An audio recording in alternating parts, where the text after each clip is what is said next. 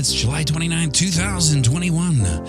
My name's Piano Matty B, and this is your morning TA. A brief window into the crypto markets, where the sun's shining, where the wind's blowing, all the humble opinion of this piano.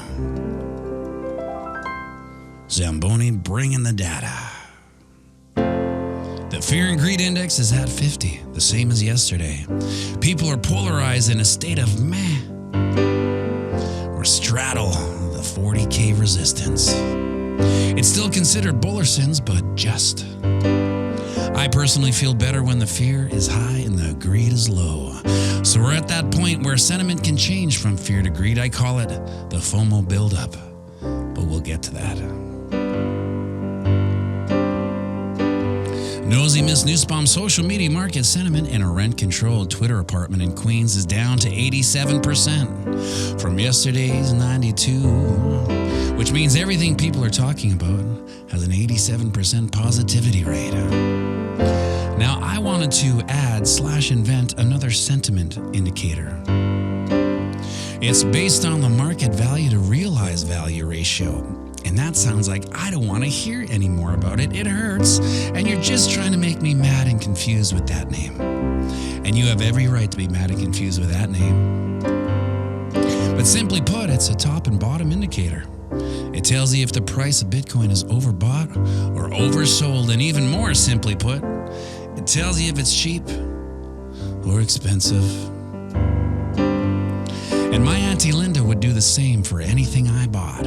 She was a bargain gumshoe. She knew where all the deals in the city were. And when you bought something, she'd ask you how much you'd pay for that. Then she'd either say, "Oh, that's cheap," or "You paid too much for that, sonny boy." So I'm going to call this the anti-lindicator. And it will tell us if Bitcoin is cheap or too expensive. It's based on a simple 4 score.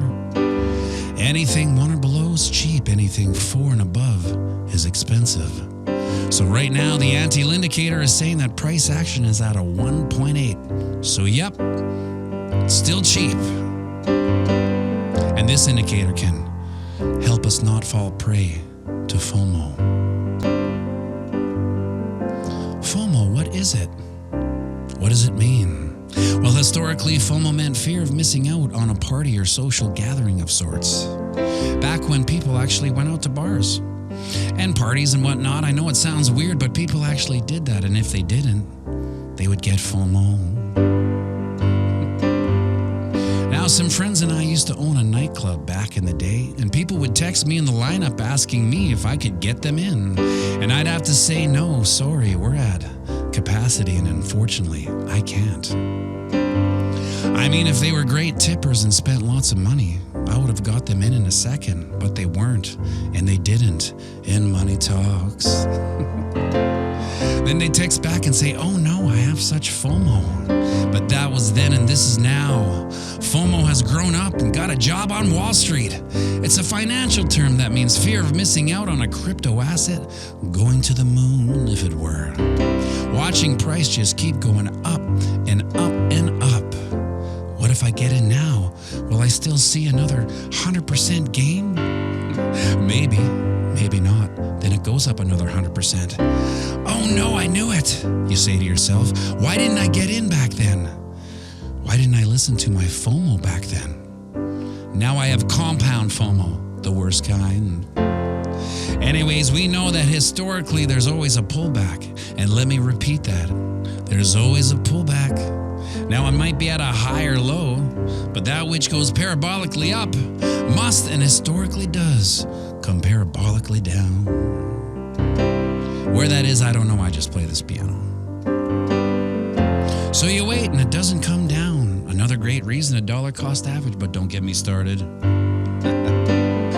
Right now, you're still watching the price go up and up with no pullback in sight. So he asks some peers, "Hey, have you bought, for sake of argument, the Matty B coin?"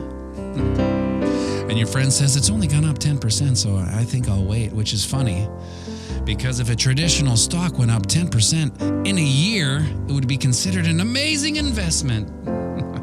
But over here in Cryptoville, it's like 10% in a day is no big whoop. It's like the market barely moved. And And then another peer says, they did buy in. You're like, wait, what? Why? When? Wait a second. And they say, I just didn't want to miss out. I'm already up 10%. And you start feeling the pangs. Oh, the FOMO pangs. Well, they got in and they're up. I mean, I don't want them to be driving Lambos while I'm still driving my dad's Buick Royal Brom Delta 88, which has heat like a fireplace, but that doesn't matter anymore. It's a gas guzzler. And it's my dad's, for sake. And it's no Lambo, and the FOMO's growing. It's compounding. You can't take it anymore. You've got to find a release the pressure. So what do? You FOMO in at the top. Couldn't stop myself. I FOMO'd in at the top. Now I'm down a lot. I should have held court till resistance became support. I should have held court till resistance became support. Everybody's jumping off a bridge. All my friends were doing drugs. Everybody's cracking beers. Who the f*** am I to judge? I suppose I shouldn't care. Influences everywhere telling me I'm missing out. Drinking on their alpha boats. I couldn't take it. I FOMO'd in at the top. Couldn't stop myself. I FOMO'd in at the top. Now I'm down a lot. I should have held court till resistance became support. Oh, I should have held court till resistance became support. Bitboy Crypto Morning TA. Cha-cha-ching.